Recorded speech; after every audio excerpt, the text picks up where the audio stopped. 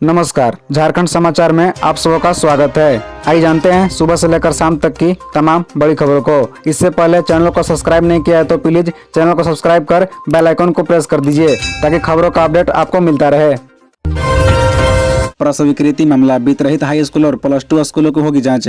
झारखंड के स्थापना अनुमति और प्रस्वीकृति प्राप्त हाई स्कूल और +2 स्कूलों की जांच होगी। इसके लिए स्कूली शिक्षा व साक्षरता विभाग ने सभी जिला पदाधिकारियों को निर्देश दे दिया है। 9 बिंदुओं पर संस्थानों की जांच की जानी है। जो संस्थान प्रक्रिया में नहीं होंगे उनकी प्रस्वीकृति रद्द कर दी जाएगी। शिक्षा सचिव के रवि कुमार ने सभी डीईओ को निर्देश दिया है कि वर्गवार नामांकित छात्र छात्राओं की संख्या, निरीक्षण के दिन क्लासवार उपस्थित छात्र छात्राओं की संख्या, उनकी दैनिक उपस्थिति, स्कूलों का संचालन अवधि का ब्यौरा, आधारभूत संरचना व शासन निकाय की जांच की जाएगी। शिक्षा सचिव ने फरवरी के पहले माह में जांच रिपोर्ट मांगी है। पंकज मिश्रा और बच्चू यादव पर कसेगी नकेल, ईडी कोर्ट ने तय किए आरोप। इन कानूनों के तहत दाखिल की गई चार्जशीट। बता दें कि मुख्यमंत्री के विधायक प्रतिनिधि पंकज मिश्रा और बच्चू यादव के खिलाफ ईडी कोर्ट ने आरोप तय कर दिया है। दोनों के खिलाफ 1000 करोड़ के अवैध खनन मामले में ईडी ने चार्जशीट पिछले साल सितंबर में दायर किया था। शुक्रवार को ईडी के विशेष अदालत ने दोनों के खिलाफ आरोप तय किया है। अब दोनों के खिलाफ मुकदमा चलेगा। ईडी ने आरोप पत्र में पंकज मिश्रा को अवैध खनन का मास्टरमाइंड बताया है। इसके जरिए करीब 1000 करोड़ के अनुमानित मनी लॉन्ड्रिंग के मामले में पंकज मिश्रा और बच्चू यादव को रिमांड पर लेकर ईडी ने कई दिनों तक पूछताछ भी की थी। पूछताछ और विभिन्न ठिकानों पर हुई छापेमारी में मिले साक्ष्य के आधार पर ईडी ने आरोप पत्र दाखिल किया है। दायर की गई चार्जशीट में कहा गया है कि पंकज मिश्रा के इशारे पर कई प्रमुख आरोपियों ने अवैध खनन को अंजाम दिया है। साहिबगंज के इलाके में गंगा किनारे चलने वाले जहाज का टेंडर मैनेज करना और सरकारी बाबुओं को डराने का काम चलता रहा है। बूढ़ा पहाड़ में नहीं सुनाई देगी गोलियां की गूंज, सीएम हेमंत ने दी 100 करोड़ की सौगात, मिलेगी ये सुविधाएं। बता दें कि मुख्यमंत्री हेमंत सोरेन ने कहा कि आदिवासी समाज के लोग ऐसा कोई काम नहीं करे जिससे भगवान बिरसा मुंडा व नीलांबर पीताम्बर जैसे शहीदों की आत्मा को तकलीफ हो। सरकारी योजनाएं गाँव में लोगों के घरों तक पहुंचाई जा रही है। लोग बंदूक की जगह इन योजनाओं का लाभ उठाएं। मुख्यमंत्री ने गढ़वा जिले के बूढ़ा पहाड़ पर 100 करोड़ की लागत से बूढ़ा पहाड़ विकास परियोजना का शिलान्यास करते हुए उक्त बातें कही। उन्होंने कहा कि पहली बार मुख्यमंत्री, मुख्य सचिव, पुलिस के मुखिया जैसे उच्च पदों पर बैठे लोग बूढ़ा पहाड़ पर पहुंचे हैं। सभी का संकल्प क्षेत्र का बदलाव करने को है। अभी बूढ़ा पहाड़ क्षेत्र में 100 करोड़ की योजना लाई गई है। जरूरत पड़ी तो 500 करोड़ भी लगाएंगे। सीएम श्री सोरेन ने कहा कि मैं बहुत पहले से बूढ़ा पहाड़ आना चाहता था। मुझे पता था आज नहीं तो कल इस जगह पर जरूर आऊंगा। पहाड़, नदी, नाले, जंगल, गाँव मेरे लिए कुछ नया नहीं है। गाँव के लोगों को उनकी मन की भावना, जंगल और गाँव की भाषा अच्छे तरीके से समझ पाता हूँ। उनकी सोच के अनुरूप मैं सहयोग में खड़ा होता हूँ। उन्होंने कहा कि यहाँ भी मैं हेलीकॉप्टर से आया हूँ, जल्द ही सड़क मार्ग से आऊंगा। ईसा आलिया मर्डर केस में खुलेगा राज, पुलिस ने हथियार सप्लायर को दबोचा। बता दें कि नागपुरी फिल्म अभिनेत्री ईसा आलिया हत्याकांड में बंगाल पुलिस ने गोंदा थाना क्षेत्र के श्यामनगर से मोहित कुमार नामक शख्स को गिरफ्तार किया है। आरोप में मोहित ने ही हत्या के लिए हथियार उपलब्ध कराए थे। मोहित को ईसा के पति प्रकाश के साथ फेसबुक चैट और मोबाइल कॉल डिटेल के आधार पर पकड़ा गया है। आलिया के हत्या के 1 सप्ताह पहले तक मोहित से बात की थी। दोनों ने मिलकर मर्डर की प्लानिंग की। पश्चिम बंगाल पुलिस ने मोहित को शुक्रवार को अपने साथ ट्रांजिट रिमांड पर ले गई है। कॉल डिटेल्स और प्रकाश के कनेक्शन के चलते आरोपी मोहित की गिरफ्तारी से ईसा आलिया के हत्याकांड का पर्दाफाश हो सकता है और जल्द ही कई अन्य आरोपियों पर पुलिस शिकंजा कस सकती है। बता दें कि एक्ट्रेस ईसा की पश्चिम बंगाल के बागनान थाना क्षेत्र में 28 दिसंबर को गोली मारकर हत्या कर दी गई थी। हत्या की प्लानिंग लूट के तर्ज पर की गई थी। पुलिस जांच में आलिया के पति प्रकाश को पहले ही गिरफ्तार किया जा चुका है और उसके कनेक्शन के आधार पर पुलिस छानबीन कर रही है। ऋण पास व सीआईपी की स्थिति पर एनएचआरसी ने भेजा झारखंड सरकार को नोटिस, पूछा है सवाल।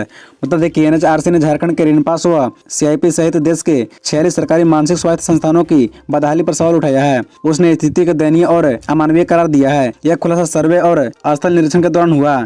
इस संबंध में एनएचआरसी ने मानसिक स्वास्थ्य संस्थानों की गंभीर स्थिति पर स्वतः संज्ञान लेते हुए नोटिस जारी किया है। केंद्रीय स्वास्थ्य व परिवार कल्याण सचिव, स्वास्थ्य सेवा महानिदेशक, राज्य के मुख्य सचिवों व प्रमुख स्वास्थ्य सचिवों, पुलिस महानिदेशक तथा पुलिस आयुक्त को नोटिस जारी की गई है। इसके अलावा सभी राज्य सरकारों के साथ साथ केंद्र शासित प्रदेशों के देश भर के 46 मानसिक संस्थानों के निदेशकों से 6 सप्ताह में विस्तृत कार्रवाई रिपोर्ट मांगी है। राज्य के मुख्य सचिवों, स्वास्थ्य सचिवों और केंद्र शासित प्रदेशों के प्रशासकों को एक कार्रवाई रिपोर्ट पेश करनी होगी। एनएचआरसी ने कहा कि मानसिक स्वास्थ्य संस्थानों दयनीय परिस्थितियों में है और बहुत ही दयनीय प्रबंधन का चित्रण करते हैं। मानसिक रूप से बीमार रोगियों के मानवाधिकार का उल्लंघन हो रहा है। ठीक किए गए मरीजों को अस्पताल में अवैध रूप से रखा जा रहा है। मानसिक स्वास्थ्य संस्थानों में डॉक्टरों और कर्मचारियों की भारी कमी है।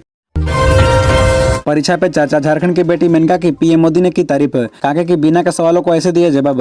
बता दें कि प्रधानमंत्री नरेंद्र मोदी ने शुक्रवार को परीक्षा पे चर्चा कार्यक्रम में बच्चों से बात की। झारखंड के स्कूलों में भी कार्यक्रम का प्रसारण किया गया। सिमडेगा जिले की कक्षा 11वीं की छात्रा मेनका कुमारी कार्यक्रम के दौरान मंच संचालन किया। मेनका केंद्रीय विद्यालय सिमडेगा की छात्रा है। प्रधानमंत्री मोदी ने कार्यक्रम समाप्त होने के बाद मेनका से बात की। उन्होंने मेनका से कहा कि उसने बेहतर तरीके से मंच का संचालन किया। उन्होंने मेनका से कहा कि आगे भी यही आत्मविश्वास बनाए रखो। मेनका के पिता कर्णदेव प्रसाद राज्य सरकार के विद्यालय में शिक्षक हैं, जबकि मां द्रौपदी देवी गृहिणी है। देश भर से 5 विद्यार्थियों का चयन मंच संचालन के लिए किया गया था। इसमें मेनका कुमारी भी थी। मेनका की इस उपलब्धि पर फूले नहीं समा रही। मेनका के पिता कर्णदेव प्रधान का पैतृक गांव खरवागढ़ है। वर्तमान में शहरी क्षेत्र में ठाकुर टोली में घर बनाकर रहते हैं। झारखंड के 38 नक्सलियों पर 3.9 करोड़ रुपए इनाम। झारखंड पुलिस नक्सलियों के सफाई के अभियान में लगी हुई है। राज्य सरकार के साथ साथ केंद्र ने भी दावा किया है कि लातेहार से गढ़वा और छत्तीसगढ़ तक फैले बूढ़ापाड़ को नक्सलियों से मुक्त करवा लिया गया। झारखंड के मुख्यमंत्री हेमंत सोरेन ने गणतंत्र दिवस के ठीक अगले दिन शुक्रवार को बूढ़ापाड़ का दौरा किया। एक समय था जब बूढ़ापाड़ पर जाने से पुलिस भी कतराते थे। यह नक्सलियों का सबसे मजबूत गढ़ हुआ करता था। पूरे इलाके में जहाँ तहाँ लैंडमाइंस बिछे थे। बूढ़ापाड़ पर जाना अपनी मौत को दावत देने से कम नहीं था। देश भर के बड़े नक्सली यहाँ कैंप किया करते थे। बता दें केंद्रीय बलों की मदद से झारखंड में वर्ष 2018 में ऑपरेशन ऑक्टोपस शुरू किया गया और बूढ़ापाड़ से नक्सलियों को खदेड़ दिया। बता दें कि झारखंड में कई बड़े नक्सली मुठभेड़ में मारे गए। बहुत से नक्सलियों ने सरेंडर कर दिया है। झारखंड पुलिस ने 38 नक्सलियों पर 3.9 करोड़ रुपए इनाम घोषित कर रखी है। पुलिस ने जिन लोगों के खिलाफ इनामी घोषणा कर रखी है उनमें भाकपा माओवादी केंद्रीय कमेटी के सदस्य और टीपीसी के सुप्रीमो शामिल हैं। इनामी नक्सली में भाकपा माओवादी, टीपीसी और जेजेएमपी के सदस्य शामिल हैं। मिड डे मील घोटाले का आरोपी संजय तिवारी ने कर्मचारियों को बनाया निदेशक, फिर उसके बैंक खाते को करने लगा ऑपरेट। बता दें कि 100 करोड़ के मिड डे मील घोटाले में आरोपी संजय तिवारी ने अपने कर्मचारियों को अलग अलग कंपनियों में निदेशक बनाया। इसके बाद उनके निजी बैंक खातों पर कब्जा कर उन्हें ऑपरेट करने लगा। प्रवर्तन निदेशालय की ओर से की जा रही जांच में तिवारी के इस कारनामे की जानकारी मिली है। जांच में पाया गया है कि मिड डे मील के 100 करोड़ रुपए भानु कंस्ट्रक्शन कंपनी के खाते में ट्रांसफर होने के बाद बैंक की ओर से फोन कर संजय तिवारी और सुरेश कुमार को इसकी जानकारी दी गई थी। साथ ही मिल में भी गलती से पैसे ट्रांसफर होने की जानकारी दी गई थी, लेकिन संजय तिवारी और सुरेश कुमार ने मिलकर यह फैसला किया कि वे बैंक नहीं जाएंगे और इस पैसे का इस्तेमाल अपनी व्यापारिक गतिविधियों के लिए करेंगे। इसके बाद संजय तिवारी ने मिड डे मील के पैसों में से 53 करोड़ रुपए दूसरे खातों में ट्रांसफर कर लिया। धनबाद के हाजरा क्लिनिक में लगी भीषण आग, डॉक्टर दंपति समेत 6 की मौत। बता दें कि धनबाद पुराना एक्सचेंज रोड स्थित आरसी हाजरा मेमोरियल अस्पताल में शुक्रवार देर रात भीषण आग लग गई। हादसे में डॉक्टर सीसी हाजरा के पुत्र डॉक्टर विकास हाजरा, उनकी पत्नी प्रेमा हाजरा, डॉक्टर विकास हाजरा के भांजे सोम कुमार समेत 5 लोगों की दम घुटकर मौत हो गई। घटना देर रात करीब 2:15 की बताई जा रही है। अस्पताल के ठीक बगल में बने भवन में डॉक्टर विकास हाजरा अपने परिवार के सदस्यों के साथ सो रहे थे। दोनों भवन के बीचों बीच बिजली बोर्ड और स्टोर रूम में शॉर्ट सर्किट से आग लगने की आशंका जताई जा रही है। गाड़ियों को आग बुझाने और रेस्क्यू करने में कड़ी मशक्कत का सामना करना पड़ा। आग लगने के कई घंटों बाद आग पर काबू पाया जा सका। बता दें कि अभी तक आग लगने की वजह के बारे में कोई जानकारी नहीं मिल पाई है। रांची एयरपोर्ट पर जल्द बनेगा पैरेलल टैक्सी ट्रैक, होगा यह फायदा।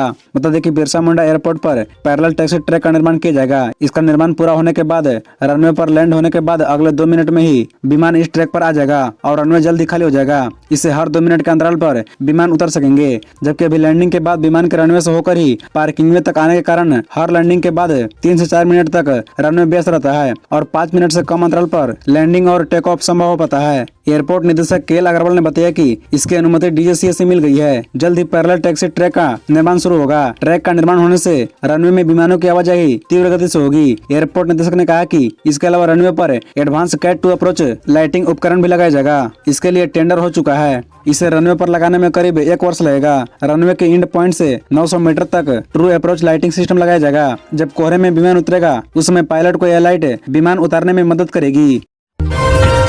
लूट की छूट, एजेंसी ने बिना शर्त ठेका दिया, प्रशासन भी रहा चुप।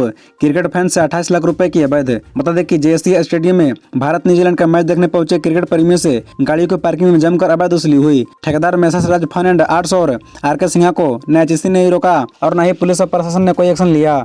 Measure Saraj fun and arts को 1.61 लाख और आरके सिन्हा को 66,000 रुपए 2 पार्किंग स्थल का ठेका HEC ने दिया था। लेकिन पार्किंग शुल्क वसूली को लेकर कोई शर्त नहीं होने से ठेकेदारों ने लोगों के बाइक के 150 रुपए जबकि कार के 300 रुपए की उगाही करते रहे। यहाँ तक कि हेलमेट के लिए भी 50 रुपए वसूले गए। स्थिति यह थी कि स्टेडियम से 2 किलोमीटर दूर गाड़ी लगवाकर पार्किंग के नाम पर लोगों से अवैध वसूली की गई। उल्लेखनीय है कि नगर निगम की ओर से शहर में बाइक की 3 पार्किंग के लिए 5 रुपए और कार के लिए 20 रुपए दर निर्धारित किया गया है, पर स्टेडियम के चारों ओर फैन से 20 से 30 गुना अधिक शुल्क वसूला गया।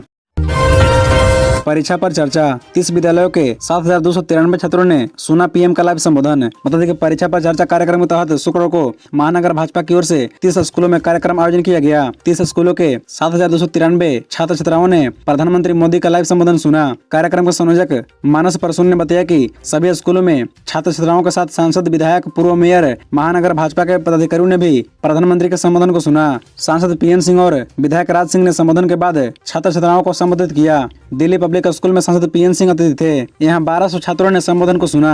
विधायक राज सिंह संत जेवियर इंटरनेशनल स्कूल में थे। यहाँ 390 छात्र शामिल हुए। धनबाद पब्लिक स्कूल में पूर्व मेयर चंद्रशेखर अग्रवाल मौजूद थे। यहाँ 480 बच्चों ने संबोधन को सुना। राजकमल में 500 छात्र शामिल हुए। अतिथि के रूप में संजीव अग्रवाल और हरिप्रकाश लोटा मौजूद थे। खबरों से जुड़े रहने के लिए चैनल को सब्सक्राइब, वीडियो को लाइक एवं एक दूसरे से शेयर जरूर करें। धन्यवाद।